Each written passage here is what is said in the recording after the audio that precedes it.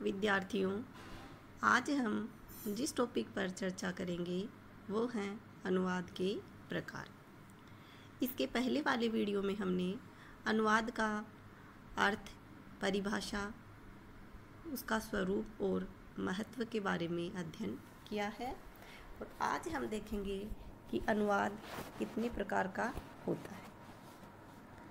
आज के युग में अनुवाद का महत्व पहले की तुलना में कहीं अधिक हो गया है।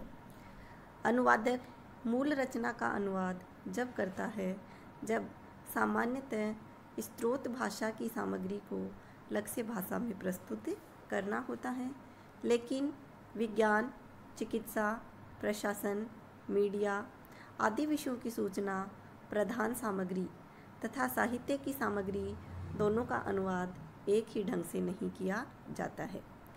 किसी सामग्री के अनुवाद के मूल में शब्दों की सुरक्षा अपेक्षित है, किसी में शब्दों से बढ़कर भाव अधिक महत्व रखता है, किसी में मूल से थोड़ी बहुत आज़ादी रहती है।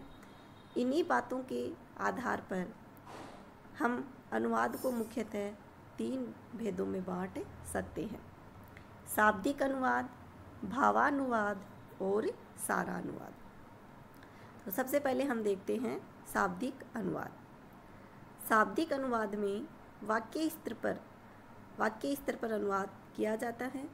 इस प्रकार के अनुवाद में यह प्रयास किया जाता है कि मूल भाषा के प्रत्येक शब्द और प्रत्येक अभिव्यक्त इकाई जैसे पद, पदबंध, लोकोक्ति, उपवाक्य, वाक्य आदि का अनुवाद लक्ष्य भाषा में करते हुए मूल के भाव को संप्रेषित किया जाए। दूसरे शब्दों में कहें तो अनुवादक न तो मूल पाठ की किसी अभिव्यक्त इकाई को छोड़ सकता है और न अपनी ओर से कुछ जोड़ सकता है। मूल कृति में कुछ हेरफेर आदि न करने से अनुवाद में प्रामाणिकता आती है। अनुवाद का यह प्रकार गणित, विज्ञान, विधि और ज्योतिष विषयों के अधिक अनुकूल होता है। दूसरा जो प्रकार है वो है भावानुवाद। भावानुवाद में भाव, अर्थ और विचार पर अधिक ध्यान दिया जाता है, लेकिन ऐसे शब्दों, पदों या वाक्यांशों की उपेक्षा नहीं की जाती है जो महत्वपूर्ण हो। ऐसे अनुवाद में सहज प्रवाह बना रहता है। मीडिया में पत्रकार जो हैं वो भावानुवाद पद्धति का ही प्रयोग करते हैं। इसे सेंस फॉर सेंस ट्रांसलेशन भी कहा जा सकता है। इस अनुवाद की विशेषता यह है कि अनुवादक मूल कृति से कुछ आज़ादी लेकर अपनी इच्छा से लिखता है। अनुवाद में हम अनुवादक का व्यक्तित्व ही अधिक पाते हैं। तीसरा है सारानुवाद। सारानुवाद आवश्यकता अनुसार संक्षिप्त या अति संक्षिप्त होता है। भाषणों, विचार गोष्ठियों और संसद के वाद विवाद का प्रस्तुतिकरण इसी श्रेणी का होता है। सरलता, स्पष्टता के अतिरिक्त इस प्रकार के अनुवाद में रवानगी भी रहती है। कसांग्रांदे ने 4 प्रकार के अनुवाद माने हैं: भाषापरक अनुवाद, जिसमें मूल पाठ की अभिव्यक्ति और उसमें प्रयुक्त शब्दों पर विशेष ध्यान दिया जाता है। दूसरा है तथ्यपरक अनुवाद, जिसमें अभिव्यक्त तथ्य और सूचनाओं पर बल होता है। तीसरा है संस्कृतिपरक अनुवाद, जिसमें सांस्कृतिक पक्ष प्रबल होता है। गीता, पुराण आदि के अनुवाद इसी श्रेणी में आते हैं। अगला है सौंदर्यपरक अनुवाद, जिसमें सृजनात्मक साहित्य का अनुवाद होता है। जहाँ तक मीडिया का संबंध है, इसमें आवश्यकता और अवसर के अनुरूप कमोबेश इन सभी प्रकार के अनुवादों की ज़रूरत पड़ती है। साहित्य संबंधी आलेख का अनुवाद होना है या कानून विषयक जटिल समाचारों का अनुवाद करना है तो पत्रकार को इन सब के लिए तैयार रहना पड़ता है। पत्रकार इन विषयों का विशेष जानकार न हो तो इतनी जानकारी और भाषा पर इतना अधिकार होना ही चाहिए कि वह मात न खाए। सारा अनुवाद को पदार्थ के आधार पर अनुवाद भी कहा जाता है। अब हम देखते हैं विषय वस्तु के आधार पर अनुवाद को कितने भागों में वर्गीकृत किया जाता है।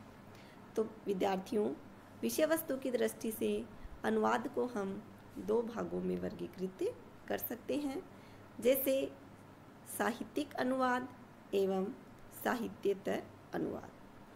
साहित्यिक अनुवाद के अंतर्गत प्रमुख रूप से काव्यानुवाद, नाटकानुवाद, कथा साहित्य का अनुवाद तथा अन्य गद्य रूपों, जीवनी, आत्मकथा, निबंध, आलोचना, रेखाचित्र आदि का अनुवाद आता है। साहित्येतर अनुवाद के अंतर्गत वैज्ञानिक, तकनीकी अनुवाद, वाणिज्य अनुवाद, मानविकी एवं समाजशास्त्रीय विषयों का अनुवाद, मीडिया के लिए अनुवाद, प्रशासनिक एवं विधि अनुवाद आदि आते हैं। इस प्रकार हम कह सकते हैं कि विषय वस्तु के आधार पर अनुवाद के विभिन्न प्रकार हैं। अनुवाद एक कठिन विषय है और इस विषय के अनगिनत पहलू हैं जिनका अध्ययन करना आसान कार्य नहीं है। भाषा शास्त्रियों एवं अनुवादकों ने अनुवाद के प्रकारों को लेकर गहन चिंतन किया है, लेकिन अनुवाद के प्रकार निश्चित करना सरल नहीं है। अनुवाद के विविध रूप भी प्रचलित हैं, जैसे भाषांतरण, अनुकूलन, संपादित अनुवाद, संक्षिप्त अनुवाद, व्याख्यात्मक अनुवाद, संदर्भ मूलक अनुवाद, पुनरुनुवाद, टीकानुवाद। सबसे पहले हम देखते हैं भाषांतरण कि ये भाषांतरण है वो क्या होता है। जब 2 विविध भाषाभाषी परस्पर यानी आपस में बातचीत के लिए तैयार रहते हैं और एक दूसरे की भाषा की जानकारी नहीं रखते हैं तो उन्हें अपनी बात एक दूसरे को समझाने के लिए दुभाषिया की आवश्यकता होती है। दुभाषिया दोनों भाषाओं का अच्छा ज्ञाता होता है। राजनीतिक वार्ताओं, अनेक देशों के प्रतिनिधियों की बातचीत के मध्य इस प्रकार के भाषांतरण की आवश्यकता पड़ती है। भाषांतरण को तत्काल अन्य भाषा में अनुवाद या रूपांतर करना होता है, इसलिए तात्कालिकता के भाव के कारण इसे आशु भाषांतरण कहना भी उपयुक्त होगा। यह कार्य अनुवाद से कुछ अलग है, क्योंकि इस प्रक्रिया में आशय लक्ष्य होता है। भारत में द्विभाषी स्थिति के कारण अधिक संख्या में दुभाषियों की आवश्यकता